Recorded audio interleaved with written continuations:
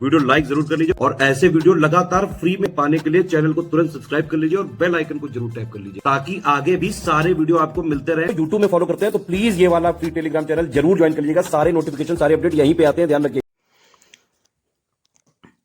Hello friends, आपका स्वागत है आपके अपने परिवार सी सेट प्रिपरेशन पर। आज की इस क्लास में हम लोग रक्त संबंध मतलब ब्लड रिलेशन को डिस्कस करेंगे। आज की क्लास हम लोगों की पहली क्लास होने वाली है जिसमें हम लोग रक्त संबंध से जुड़े कुछ विशेष बिंदुओं को कवर करेंगे। तो इस प्रकार के क्लास को निरंतर देखने के लिए हमारे चैनल सी सेट प्रिपरेशन को सब्सक्राइब कर लीजिएगा और साथ में बेल आइकन को प्रेस कर देना ताकि किसी भी प्रकार की नोटिफिकेशन वीडियोस आपको सबसे पहले मिल सके। चलिए फिर स्टार्ट करते हैं अपनी क्लास को। देखिए, अगर आप हमारी टीम के पैड ग्रुप से जुड़ना चाहते हैं तो ये टीम का नंबर दिया गया, आप यहाँ से संपर्क कर सकते हैं। टेलीग्राम पर @study for civil services search करके हमें ज़रूर फॉलो कीजिएगा क्योंकि जितने भी प्रकार के नोटिफिकेशन है सब आपको टेलीग्राम पर ही मिलेंगे। चलिए, अगर आपने अब तक प्ले स्टोर से हमारा application study for civil services नहीं इंस्टॉल किया तो उसको ज़रूर इंस्टॉल कीजिएगा। जहाँ पे पीईटी के लिए वर्तमान में टेस्ट सीरीज चल रहा है जिसकी कीमत मात्र 299 रुपये। इसमें आपको टोटल 25 टेस्ट मिलेंगे, 15 टॉपिक वाइज टेस्ट होगा और 10 फुल लेंथ टेस्ट होगा। तो आप जाइए और इसका फ़ायदा लीजिए। चलिए अब स्टार्ट करते हैं अपने क्लास को। देखिए, सबसे पहले हम लोग बात करेंगे रिलेशन, है ना। रिलेशन मतलब रिश्ते। तो हमारे पास रिश्ते किस प्रकार के होते हैं? देखिए, जो रिश्ते होते हैं हमारे पास से दो तरीके के होता है। एक होता है बर्थ रिलेशन। बर्थ रिलेशन का मतलब क्या होता है? जन्म से ये रिश्ते हमारे साथ होते हैं, मतलब ये रिश्ते जन्म से हमारे साथ होते हैं। आपका जन्म हुआ, आपको कुछ रिलेशन से मिले, जैसे देखिए मदर, है ना, फादर। अब यहाँ पे इतनी तो इंग्लिश सबको पता है ना, तो ज़्यादा बोलने की ज़रूरत नहीं। यहाँ पे मदर हो गया, फादर हो गया, ब्रदर है, सिस्टर है, अंकल है, आंट है, मतलब कोई भी ऐसा रिलेशन जो जन्म के बाद आपको तुरंत मिल गया उन सबको कहते हैं बर्थ रिलेशन। ये रिलेशन क्या होते हैं? मतलब डायरेक्ट हमारे रक्त से संबंधित होते हैं, ठीक। इसके बाद है in law relation. In law relation का मतलब ये जन्म से हम लोगों के साथ नहीं होता है ना, ये जन्म के बाद, है ना, कुछ नियम के हिसाब से, कुछ लॉ के हिसाब से हमसे जुड़ा होता है ना। तो इसमें ऐसा, इसको मैरिज रिलेशन भी कहते हैं, मैरिज रिलेशन, है ना। ये शादी के बाद हम लोगों के साथ जुड़ता है। जैसे देखिए, अब मैरिज रिलेशन की बात करेंगे, जैसे यहाँ पे मदर है ना, तो मदर से आपको मिलेगा मदर इन लॉ, है ना, मदर इन लॉ। अगर हिंदी में बोले तो सास, है ना। देखिए यहाँ पे क्या हो जाएगा, जैसे फादर है तो आपको मिलेगा फादर इन लॉ मतलब ससुर, ठीक। जैसे ब्रदर है तो यहाँ पे आपको ब्रदर इन लॉ मिलेगा। अब देखिए, ब्रदर इन लॉ अगर इंग्लिश में बोला जाएगा ब्रदर इन लॉ तो इसका मतलब एक ही मतलब है। इंग्लिश में आप खाली ब्रदर इन लॉ बोलेंगे, लेकिन हिंदी में देखा जाए तो इसके कई अर्थ बनेंगे। जैसे देखिए, साला हो गया, है ना, ये भी ब्रदर इन लॉ है। जीजा हो गया, ये भी ब्रदर इन लॉ है। देवर हो गया, जेठ हो गया, है ना, ये सब ब्रदर इन लॉ के श्रेणी में आते हैं, ठीक। तो इसी तरीके से जैसे सिस्टर इन लॉ कहा जाए, है ना, sister in law, sister in law, है ना। सिस्टर इन लॉ की अगर बात की जाएगी तो इसमें देखिए, अगर सिस्टर इन लॉ बोला जाएगा तो इंग्लिश में सिर्फ सिस्टर इन लॉ रहेगा, लेकिन हिंदी में जैसे भाभी, ननद, साली, है ना, ये सब आते हैं, ठीक। तो आपको थोड़ा बहुत समझ में आ रहा होगा अभी कि रिलेशंस किस प्रकार से होते हैं। जो जन्म से हमारे साथ होते हैं वो डायरेक्ट रिलेशन है, बर्थ रिलेशन है, ब्लड रिलेशन है, और जो लॉ के हिसाब से हमारे साथ जुड़ता है उसको क्या कहते हैं? Law relation. Mother in law, brother in law, sister in law, है ना, फादर इन लॉ, तो ये सब चीज़ें आपके लॉ रिलेशन होते हैं, ठीक। तो आपको थोड़ा बहुत नाम से क्लियर हो रहा है। चलिए अब आगे बढ़ते हैं, देखते हैं और क्या है। देखिए नेक्स्ट स्लाइड पे, अब यहाँ पे दिया नोटेशन। नोटेशन मतलब जब आप ब्लड रिलेशन को टैकल करेंगे ना तो वहाँ पे कई बार आपको ज़रूरत पड़ेगा फैमिली ट्री बनाने की, है ना। फैमिली ट्री मतलब सभी रिलेशंस को सेट करेंगे एक चार्ट के फॉर्मेट में और उस चार्ट के माध्यम से हम लोग क्वेश्चन को हल करेंगे, ठीक। तो उन चार्ट में जैसे चीज़ों को रिप्रेजेंट करना है, मान के चलिए बोला गया राम एक पुरुष है ना, तो अब ऐसा लिखेंगे तो नहीं कि राम एक पुरुष है ना। अब आपके पास कोई सिंबल होना चाहिए जो सिंबल आपको क्लियर कर पाए कि इसका मतलब ये होता है। तो इस तरीके से हम नोटेशन की बात करेंगे। तो रिलेशन को प्रदर्शित करने के लिए कुछ विशेष प्रकार के सिंबल का प्रयोग किया जाता है। तो देखिए, सबके नोटेशन का तरीका अलग अलग होता है, सब अपने हिसाब से अलग अलग सिंबल का प्रयोग करते हैं। मैं जो यूज करने वाला हूँ, देखिए जैसे अब यहाँ पे हम बताते हो, चलिए जैसे मेल की बात है, मेल के लिए कई जगह प्लस का यूज किया जाता है ना, कई जगह बॉक्स का यूज किया जाता है ना, कुछ लोग ट्रायंगल का यूज करते हैं। तो ये सब अपने सुविधा के हिसाब से, जिसको जैसे सुविधा पड़ती है वो वैसा यूज करता है। तो मैं अपनी क्लास में क्या नोटेशन यूज करने वाला हूँ, चलिए इसकी बात करते हैं। देखिए अगर मैं अपनी बात करूं तो जो क्लास होने वाली है ना, इसमें जब भी मैं आपको ब्लड रिलेशन पढ़ाऊंगा या ब्लड रिलेशन के क्वेश्चन सॉल्व कराएंगे तो वहाँ पे हमेशा मेल के लिए मैं एक स्क्वायर का यूज़ करने वाला हूँ। ठीक, तो ये आपका कभी भी जैसे मैंने स्क्वायर बना दिया तो आपको समझ लेना है कि मेल की बात हो रही है। अगर फीमेल की बात करें, ऐसे फीमेल के लिए अलग अलग रिलेशन होता है, कुछ लोग सर्कल बनाते हैं, कुछ लोग माइनस का साइन लगाते हैं, तो मैं सर्कल यूज़ करने वाला हूँ। ठीक, अब जैसे देखिए कहीं पे बोल दिया गया कि राम एक पुरुष है तो मैं डायरेक्टली ऐसे बॉक्स बना के इसके अंदर राम लिख लूंगा, इससे क्लियर हो जाएगा कि राम एक पुरुष है। ठीक, जैसे बोला गया सीता एक महिला है, ठीक, यहाँ पे मैं सर्कल बना दिया, मैंने सर्कल में एस लिख लिया, यहाँ से क्लियर हो गया कि सीता क्या है, सीता एक फीमेल है। ठीक, तो मेल के लिए मैं अब स्क्वायर का यूज़ करने वाला हूँ, फीमेल के लिए सर्कल का यूज़ करने वाला हूँ। अब देखिए मैरिज कपल मतलब शादीशुदा जोड़ा, इसकी बात करेंगे तो शादीशुदा जब भी होगा उसमें एक मेल होगा और एक फीमेल होगा, ये स्थिति होने वाली है। तो देखिए ये मेल रहा और ये फीमेल रही। अब इनके शादी को भी दिखाने के लिए कुछ लोग क्रॉस दिखाते हैं, कुछ लोग डबल एरो दिखाते हैं, तो मैं यहाँ पे डबल लाइन दिखाने वाला हूँ। ठीक, ये मतलब सबका अपना अपना तरीका होता है, जिसको जो नोटेशन जैसा अच्छा लगे वो कर सकता है। ठीक, मेल के लिए स्क्वायर, फीमेल के लिए सर्कल, मैरिज कपल के लिए देखिए एक मेल और एक फीमेल दोनों की शादी हुई है ना, अब यहाँ पे ये इसमें डबल लाइन रहेगा। अब बात करेंगे ब्रदर, देखिए अब ब्रदर जैसे मान के चलिए दोनों ब्रदर है, ठीक, मतलब यहाँ पे मैं दोनों की बात कर रहा हूँ, या फिर यहाँ पे जितनी पॉसिबिलिटी मैं उतना यहाँ पे क्लियर कर दे रहा हूँ। देखिए रुकेश, यहाँ पे मैं बोर्ड पे थोड़ी सी स्पेस क्रिएट कर लेता हूँ।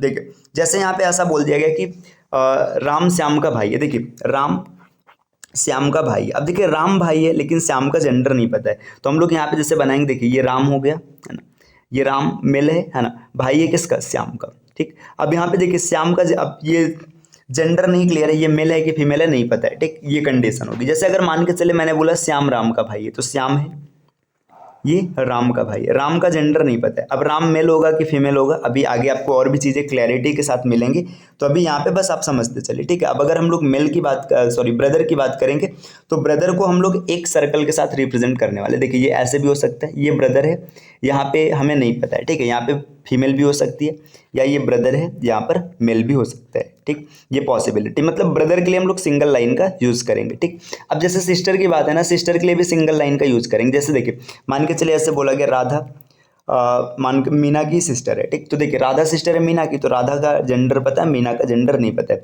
अब अगर मैंने ऐसे बोल दिया मीना बहन है राधा की, तो मीना का जेंडर अब क्लियर कर लेंगे। तो यहाँ पे देखिए सिस्टर हो गई है ना। अब ये सामने वाला भाई भी हो सकता है, इसकी सिस्टर हो, या हो सकता है कि ये सिस्टर है, सामने वाला मतलब फीमेल हो। तो देखो ये कंडीशन, अभी तक आपने कुछ नोटेशंस को सीख लिया। मेल की बात करेंगे स्क्वायर, फीमेल की बात करेंगे सर्कल, मैरिड कपल एक स्क्वायर एक सर्कल, क्योंकि एक मेल और एक फीमेल होगा। जब भाई के बारे में बोला जाएगा तो ये क्लियर है कि ये भाई है, ठीक, लेकिन सामने वाला मेल है कि फीमेल है नहीं क्लियर है, तो इसलिए यहाँ पे देखिए मैंने दोनों पॉसिबिलिटी को रख दिया। ठीक, ये देखिए ये फीमेल है, इसका जेंडर क्लियर है, लेकिन सामने वाले का जेंडर नहीं क्लियर है, वो मेल है कि फीमेल है, मैंने दोनों पॉसिबिलिटी रख दिया। ठीक, चलिए अब आते हैं अगले स्लाइड पे। अगला स्लाइड क्या दे रहा है, देखिए नेक्स्ट स्लाइड पे लिखा है फादर, है ना। अब जैसे फादर की बात करेगा, लिखा गया कि ए इज फादर ऑफ बी। ठीक है, यहाँ पे मैं एग्जांपल लिख के दिखा रहा हूँ, देखो ए इज फादर ऑफ बी, है ना। देखिए जब ऐसी कंडीशन लिख दी गई तो यहाँ पे देखो ए क्या है, ए फादर है। ठीक है, ये ए है।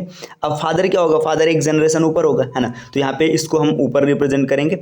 अब देखिए ये तो ए हो गया, लेकिन बी का जेंडर नहीं क्लियर है, बी मेल है कि फीमेल है नहीं पता, तो हम डायरेक्ट ऐसे नीचे लिख लेंगे बी, है ना। अब ये मेल फीमेल आगे जैसी पॉसिबिलिटी रहेगी, जैसा क्वेश्चन रहेगा उस हिसाब से इसको टैकल किया जाएगा। तो जब भी हम लोग फादर की बात करेंगे, देखिए फादर को कैसे रिप्रेजेंट करना है, यहाँ पे मैं इसको मिटा करके यहाँ पे डायरेक्ट मैं दिखा रहा हूँ। अगर आपको बोला गया कि फादर की बात है तो देखिए ये फादर हो जाएगा, है, इसके नीचे जो भी आएगा, अब ये मेल या फीमेल कुछ भी हो सकता है, वो क्वेश्चन रहेगा उसके हिसाब से टैकल होगा। ठीक, अगर यहाँ पे मान के चलिए मैं क्वेश्चन के हिसाब से देखूँ तो ये ए हो जाएगा और इसके बाद यहाँ पे बी हो जाएगा, बी का जेंडर आपको नहीं पता है। मदर की बात करेंगे, जैसे मैंने बोला ए इज मदर ऑफ बी, तो ए क्या हो गई, मदर हो गई, है ना। अब बी का जेंडर हमें नहीं पता है, अब वो क्वेश्चन में बोलेगा कि वो मेल है कि फीमेल है, अलग की बात है। ठीक, अब देखिए अंकल, अब अंकल के लिए ना दो तीन पॉसिबिलिटी। देखिए अंकल के लिए पॉसिबिलिटी क्या है, पहले तो देखिए ये फादर है ना, ये फादर का लड़का है। अब यहाँ पे नहीं पता है कि मेल होगा कि फीमेल होगा। ठीक, यहाँ पे मान लेते हैं ए हो गया, ये बी हो गया, और नहीं पता है। अब देखिए यहाँ पे फादर का भाई है ना, ये इसके लिए अंकल हो सकता है, एक पॉसिबिलिटी ये है ना, मतलब ये चाचा के केस में आएगा। देखिए ए है ना, ए की शादी होती है बी से, मान के चलेगा यहाँ पे ए है, ए की शादी होती है बी से, इसका एक लड़का होता है सी, है ना, और ये लड़का या लड़की कुछ भी, और ये बी का एक भाई है ना, यहाँ पे डी, तो देखिए डी भी क्या होगा, इसके लिए अंकल होगा, ये मामा वाले पैटर्न में चला जाएगा। तो अंकल जब भी बोलेगा तो आपको कंडीशन देख के चलना है कि वहाँ पे किस बेसिस पे चीज़ें बोली जा रही। अगर चाचा वाले संदर्भ में तो आपको ये पैटर्न बनाना है, सीधा पापा, पापा के भाई और पापा के भाई का लड़का, ठीक है, लड़की, ठीक। अगर मम्मी वाले केस में तो देखिए पापा, है ना, पापा की वाइफ, इनका भाई, है ना, अब यहाँ पे इनका लड़का, तो ये पॉसिबिलिटी बनेगी, ठीक। इसी तरीके से आंट वाली पॉसिबिलिटी में बोलेगा, देखिए पापा, पापा की बहन, है ना, और ये पापा का लड़का, मतलब यहाँ पे कुछ भी रहेगा, अब मेल या फीमेल, लड़का या लड़की, तो ये इसकी बुआ हो जाएगी। लेकिन अगर मौसी वाले सेंस में बोला जाएगा, देखिए पापा, पापा की पत्नी मतलब मम्मी, है ना, और इसके बाद यहाँ पे इनकी सिस्टर, है ना, अब यहाँ पे इनका लड़का। अब यहाँ पे आप ड्रॉ करेंगे तो देखिए ये पॉसिबिलिटीज़ आपको याद रखनी, नोटेशन कैसे बनाना है आपको पता होना चाहिए। अंकल के केस में आप ये दो नोटेशन बना सकते हैं, आंटी के केस में आप ये दो नोटेशन बना सकते हैं, ठीक। चलिए अब आते हैं ग्रैंडफादर। देखिए ग्रैंडफादर की बात करेंगे तो ग्रैंडफादर की पॉसिबिलिटी क्या है, इसकी बात करें। ग्रैंडफादर मतलब दादा, है ना। अब दादा की पॉसिबिलिटी की बात करेंगे तो फादर के फादर, है ना। देखिए जैसे मान लीजिए यहाँ पे एक लड़का, देखिए एक आदमी है ए, इसका लड़का है बी, है ना। अब मान के चले ना इस आदमी का पापा है सी, है ना, तो देखिए ये पापा के पापा है, मतलब ये बी के लिए ग्रैंडफादर है सी, ठीक। तो इस तरीके से ग्रैंडफादर जब भी बोलेगा उसमें 2 जनरेशन की गैप रहेगी, है ना। तो आपको ये चीज़ याद रखना है, 2 जनरेशन की गैप बनाना है, तो वहाँ पे आपको ग्रैंडफादर मिलेगा। आते हैं नेक्स्ट स्लाइड पे। अगले स्लाइड पे क्या डेटा दिया, है ना, अगले स्लाइड पे दिया यहाँ पे मैंने क्या लिखा था, ये ग्रैंडफादर था ना, अच्छा ग्रैंडफादर है। चलिए यहाँ पर फिर देखिए इसमें ग्रैंडफादर रिपीट हुआ है, तो ये आपने रिलेशन देख रखा है। बात करेंगे ग्रैंडमदर, है ना। ग्रैंडमदर का मतलब क्या होता है, देखिए यहाँ पे ए है या बी कुछ भी है, ठीक है, ये लड़का, ठीक। यहाँ पे देखिए अब यहाँ पे क्या हो जाएगा, मान के चलिए बी इसका लड़का है और इसके बाद यहाँ पे सी, है ना, ये इसकी मदर है, तो ये ग्रैंड मदर हो जाएगा। अच्छा देखिए ये चीज़ है ना दादा और दादी के सेंस में चल रही। अगर ये रिवर्स हो जाए, रिवर्स मतलब नाना और नानी के केस में हो जाएगा, तो यहाँ पर भी मैं रिप्रेजेंट कर दे रहा हूँ। देखो ए की वाइफ मान लीजिए मेल है, इसकी वाइफ बी, है ना। अब बी के ना या तो मम्मी होंगे या तो पापा होंगे, जो भी रहेगा, अब इनका लड़का होगा। तो देखिए इसके संदर्भ में ना ये क्या होगा, ये नाना और नानी भी आएंगे। तो ग्रैंडफादर या ग्रैंड मदर अगर बनाना है तो ये दोनों पॉसिबिलिटी आपको याद रखना है। क्वेश्चन में जैसा डेटा बोला जाएगा उस हिसाब से आपको ड्रॉ करना है ना। अगर दादा के सेंस में रहेगा तो आप डायरेक्टली बना लेंगे, और अगर नाना नानी के सेंस में रहेगा तो ऐसा हो जाएगा। अब देखिए ग्रैंड सन, यही वाला रिलेशन होगा, बस ये ग्रैंड सन हो जाएगा, है ना। यहाँ पे इसको सन बना लेंगे, है ना। इसके बाद ग्रैंड डॉटर की बात बोलेंगे तो यहाँ पे इसको डॉटर बना लेंगे। तो ग्रैंड सन और ग्रैंड डॉटर भी आप क्लियर कर लेंगे। आपको 3 जनरेशन लेना है। जैसे मान लीजिए ये है, ठीक है, ये दादा है, या मान के चलिए दादी भी हो सकता है, नहीं पता है, ठीक है, नाना नानी कुछ भी हो सकता है, इनका लड़का या इनकी लड़की, है ना। अब इसके बाद इनके जो संतान होंगे, है ना, ये इनके लिए ग्रैंड सन या ग्रैंड डॉटर का काम करेंगे। तो आपको ये डेटा याद रखना है कि मतलब इसमें 3 जनरेशन की बात आएगी। चलिए आते हैं नेक्स्ट अगला रिलेशन। अगले रिलेशन की बात करेंगे। अगले रिलेशन में क्या इन्फॉर्मेशन दे रखे हैं, देखिए अगर अगले रिलेशन की बात किया जाए, रुके यहाँ पे थोड़ा सा स्पेस क्रिएट कर लेते हैं। चलिए आगे दिया ब्रदर इन लॉ। देखिए ब्रदर इन लॉ की बात करेंगे ना, तो ब्रदर इन लॉ में जब भी आपको क्वेश्चन आएगा आपको 2 पॉसिबिलिटी ड्रॉ करनी है। ब्रदर इन लॉ देखिए पॉसिबिलिटी तो कई हो सकते हैं, साला का हो सकता है, जीजा का हो सकता है, देवर का हो सकता है, जेठ का हो सकता है, लेकिन हम लोग सबसे पास की पॉसिबिलिटी को ड्रॉ करेंगे। मतलब पास मतलब जो ज़्यादा नज़दीक दिखे। देखिए यहाँ पे एक मेल है ना, मेल की शादी हुई है किसी फीमेल से, ठीक। यहाँ पे इसका भाई है, ठीक। तो देखिए ये दोनों आपस में ब्रदर इन लॉ होंगे, ठीक है, मतलब ये इसका ब्रदर इन लॉ एक पॉसिबिलिटी है। या फिर देखिए मेल है, ठीक है, मेल की सिस्टर है ना, इस सिस्टर की शादी हुई है किसी आदमी से, है ना। यहाँ पे ये दोनों आपस में ब्रदर इन लॉ से रिलेटेड है, बस आपको ये याद रखना है। देखिए मेल मतलब कोई पुरुष है, पुरुष का भाई है ना, इसकी शादी एक महिला, मतलब इस पुरुष की शादी एक महिला से हुई है, तो देखिए ये इसकी पत्नी है, लेकिन इसके लिए देखिए ये इसका देवर या जेठ, दोनों में से कोई एक होगा, ठीक। इसी तरीके से देखिए ये यहाँ पे एक आदमी है, आदमी की शादी, ये बहन है, इसकी शादी एक महिला पुरुष से हुई है ना। अब ये दोनों आपस में जीजा और साला के रिलेशन में बंधे हुए हैं, लेकिन बोला तो ब्रदर इन लॉ ही जाएगा। तो ये 2 पॉसिबिलिटी आपको याद रखनी है बेसिक सी, जब भी ब्रदर इन लॉ की बात करेगा तब। आते हैं नेक्स्ट अगले स्लाइड पे। अगले स्लाइड पे देखो यहाँ पे दिया सिस्टर इन लॉ। जैसे ब्रदर इन लॉ के रिलेशन में आपने 2 पॉसिबिलिटी लिया, वैसे सिस्टर इन लॉ के रिलेशन में भी 2 पॉसिबिलिटी। देखिए एक फीमेल है, फीमेल की मान के चलेगा फीमेल का की कोई मतलब फीमेल का ये कोई भाई है, इसकी शादी हुई है यहाँ पे एक महिला से। अब ये दोनों आपस में सिस्टर इन लॉ है ना, एक पॉसिबिलिटी है। देखिए दूसरी पॉसिबिलिटी फीमेल है ना, फीमेल की कोई सिस्टर है ना, इस सिस्टर की शादी यहाँ पर हुई है, ठीक। तो देखिए ये दोनों आपस में सिस्टर इन लॉ है। तो आपको इस तरीके से पॉसिबिलिटी क्रिएट करके याद रखनी है। 2 पॉसिबिलिटी आएगा, जैसा क्वेश्चन रहेगा आपको वैसा सॉल्व करना है। देखिए अब बात करेंगे नेफ्यू। नेफ्यू मतलब भतीजा होता है ना, भतीजा भांजा ये सब पॉसिबिलिटी, तो इसमें बस याद रखना। देखिए पापा, ठीक, देखिए पापा का भाई, ठीक है, या बहन, दोनों में से कोई रहेगा, है ना। अब ये पापा का लड़का, है ना, यहाँ पे ये बॉय मतलब या गर्ल जो भी रहेगा।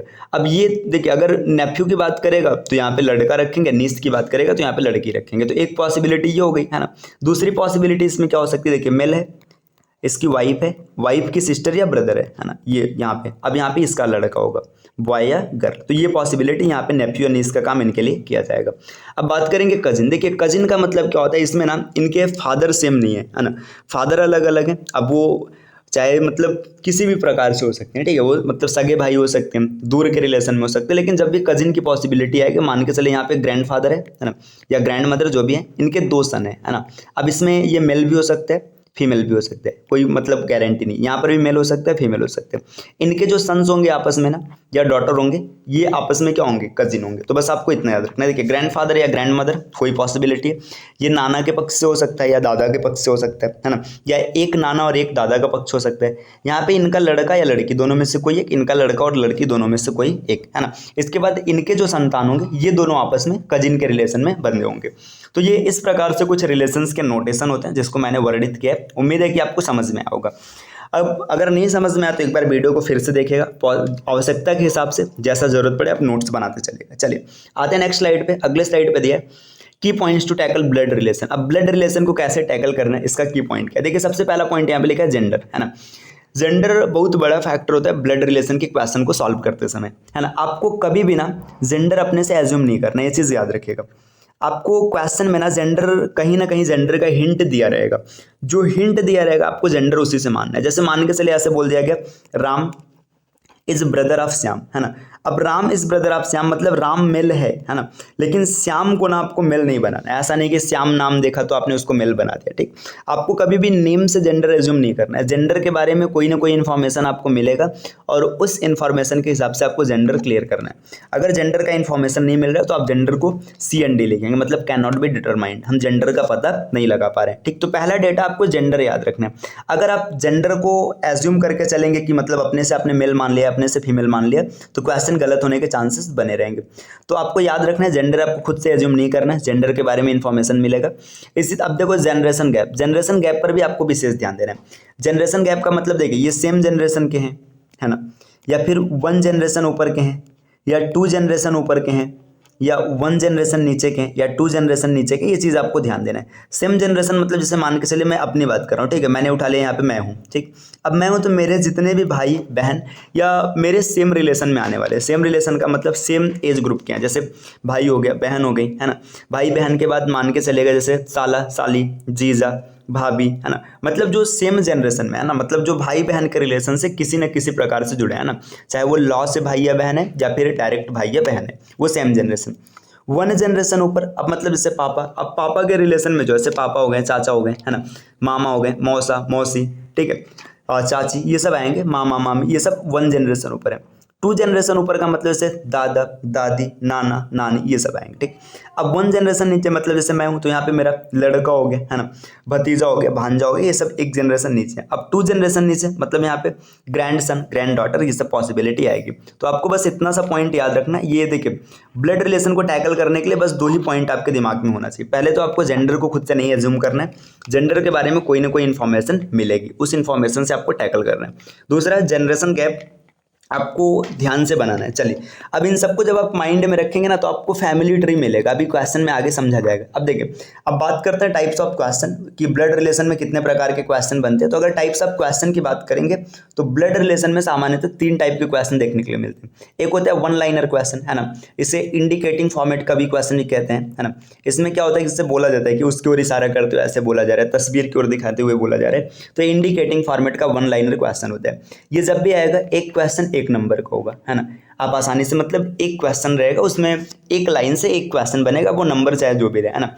अब देखिए पजल बेस्ड क्वेश्चन की बात करेंगे। पजल बेस्ड क्वेश्चन क्या होगा, इसमें ना आपको पूरा एक इन्फॉर्मेशन देगा ऐसे पजल के जैसा, है ना, पूरा एक बड़ा सा इन्फॉर्मेशन देगा कि AB का भाई है, BC की बहन है, मतलब ऐसे पूरा एक रिलेशन देगा और उसे आपको ना पहले डिकोड करना पड़ेगा।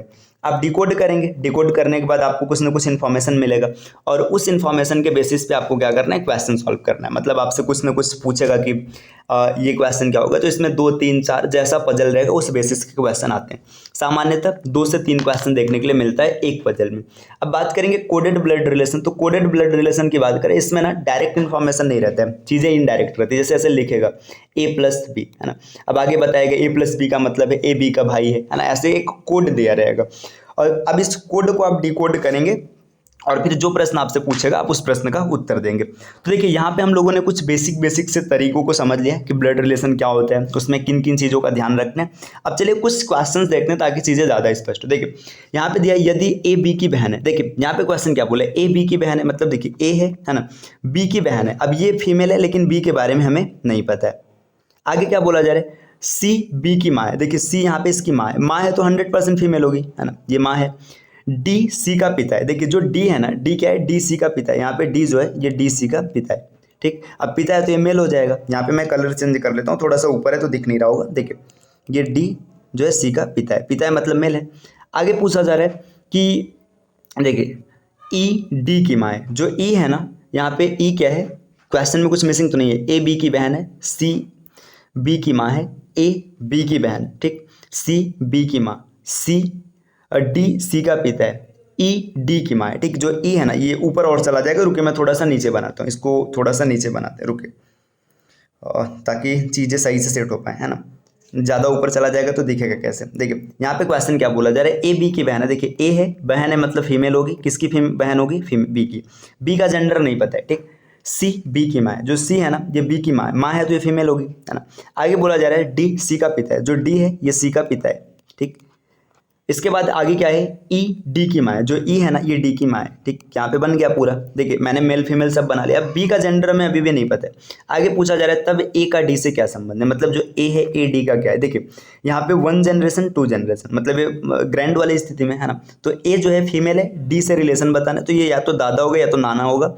अब चाहे कुछ भी हो, लेकिन यहाँ पे ये क्या होगा, ए इसके लिए पोती का काम करेगी, तो ऑप्शन नंबर बी हो जाएगा। अगर इंग्लिश दिया रहता तो ग्रैंड डॉटर, है ना। देखिए यहाँ पे ये पहला ही क्वेश्चन थोड़ा सा पजल बेस्ड करा, मतलब छोटा पजल है ना। इसमें इन्फॉर्मेशन बहुत हल्की सी दी हुई थी, तो इसलिए यहाँ पे एक क्वेश्चन रखा गया। चलिए आते हैं अगले स्लाइड पे। अगला प्रश्न क्या है, देखिए यहाँ पे ये इंडिकेटिंग 1 लाइनर जो मैंने बोला था वही एक महिला की तस्वीर को इशारा की ओर संकेत करते हुए। देखो महिला की तस्वीर उसकी ओर संकेत करते हुए मृणालिनी ने कहा। देखिए महिला है ना, मृणालिनी बोल रही, ठीक है। मृणालिनी क्या बोल रही नहीं पता। देखिए महिला है ना, उसके बेटे, ठीक है। अब देखो महिला का बेटा, ठीक है, तो यहाँ पे महिला का बेटा ये हो गया, है ना। बाकी आप महिला ना लिख करके आप चाहते ना तो आप इसको ऐसे भी ड्रॉ कर सकते थे, क्योंकि पहले ही बोल रखा है कि वो महिला है, तो आप सीधा ड्रॉ करते महिला, है ना, का बेटा, ठीक है। महिला का बेटा है, ठीक। बेटे के पिता, देखिए इस बेटे के पिता, देखिए ये महिला का बेटा मतलब इसके पति की बात हो रही है ना, के पिता। मेरी माँ, देखिए मेरी माँ। अब जैसे ये मृणालिनी है ना, मृणालिनी के माँ के इकलौते दामाद है। देखिए दामाद है मतलब मृणालिनी के माँ की बेटी से शादी करेंगे, है ना। तो देखिए यहाँ पे मृणालिनी की माँ होगी, इसकी बेटी होगी, कि इकलौते दामाद है, मतलब अब इसका ना कोई और दामाद नहीं है। मृणालिनी उस महिला से किस प्रकार संबंधित है, तो देखिए यहाँ पे समझिए ये मृणालिनी के माँ का दामाद है ना। अब इसका मतलब कि मृणालिनी भी यहीं ना कहीं आएगी, है ना। तो यहाँ पे मृणालिनी है। अब ये नहीं पता है कि मृणालिनी मेल है कि फीमेल है, लेकिन हाँ ये क्वेश्चन क्लियर है कि जो तस्वीर वाली महिला ये है ना, ये फीमेल है। अब मृणालिनी चाहे मेल हो चाहे फीमेल हो, लेकिन ये तो इसकी बहन ही आएगी। तो देखिए मृणालिनी उस महिला से किस प्रकार संबंधित है, यहाँ पे आप इसमें से कोई नहीं, क्योंकि आप क्लियर ही नहीं कर पाएंगे कि मृणालिनी मेल है कि फीमेल है ना।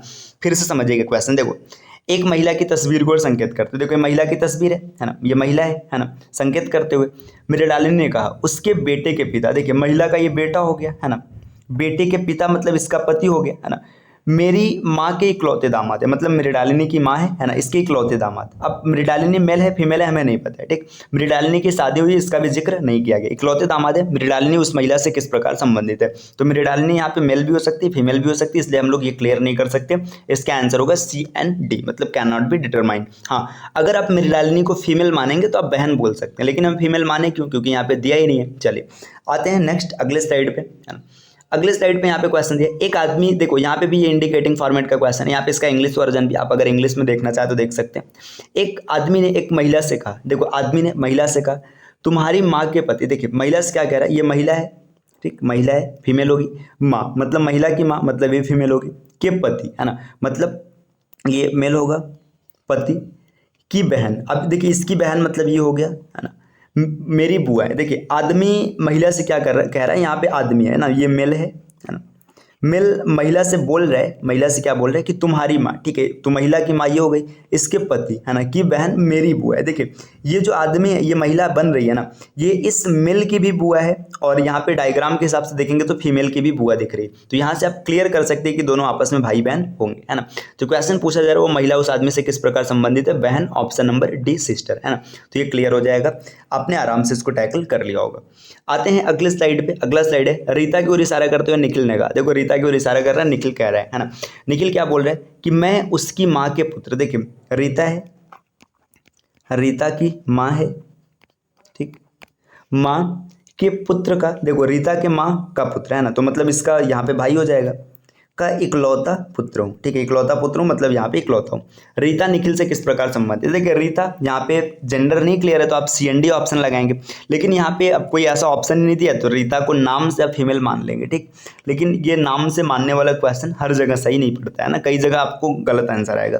तो यहाँ पे जैसा ऑप्शन था, देखिए आप नियम के हिसाब से देखेंगे तो रीता को यहाँ पे फीमेल मान लिया गया, ऑप्शन नंबर ए यहाँ पे ऑन्ट माना जाएगा। देखिए आज की इस क्लास में हम लोगों ने ब्लड रिलेशन के कुछ क्वेश्चंस को देखा है, 2-4 क्वेश्चन को, बाकी इसकी बेहतरीन प्रैक्टिस आपको अगली क्लास में मिलेगी।